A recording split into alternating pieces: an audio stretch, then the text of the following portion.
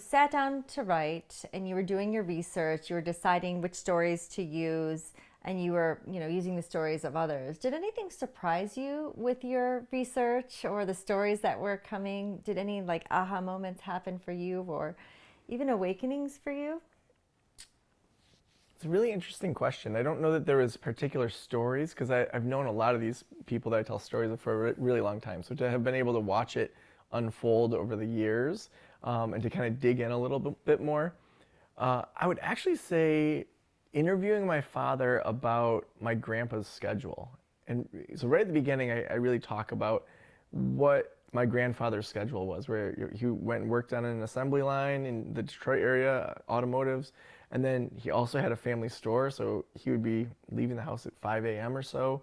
He'd get home and then he'd work in the family store, and he might have half an hour to watch a TV show and then do the whole thing all over again. Mm-hmm. Then he worked the store all day on Saturday, and then on Sundays they'd go to church and go visit family.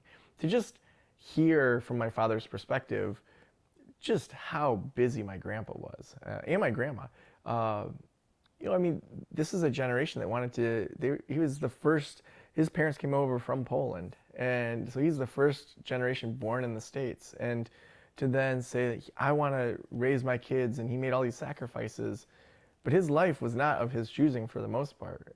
And then to have my dad be able to step into a much different kind of level of life too. Just seeing how they set me up over the generations in a way that I can now write a book like this and choose because of just the legacy of them. It's not just one person that was so strong and did all this. It's that there were generations of grandfathers and grandmothers that made very particular decisions that then set up the next generation to make a difference. So I think that's probably the thing that stood out the most in this process. I wonder what your grandfather would say looking at your life right now. Work a little harder. World War II vet, work so much. You're recreating Arctic experiments on the couch. He's like, no. I don't know. That would be an interesting question if he were still alive, of what that generation would think of this much freedom, if they would feel like it was an abuse of that freedom, because they were very much raised in the industrialist mindset. Mm-hmm. And so he might not be approving of the way I live my life. He probably wouldn't be. He probably would see it as not, really giving my all into society. But maybe he would have some jealousy too of wow, I had to work so hard. I would only be speculating, but I can't imagine that he would see this as something normal. I mean, that whole generation worked so hard and it was so set out for them that I think it would be very tough for him to understand.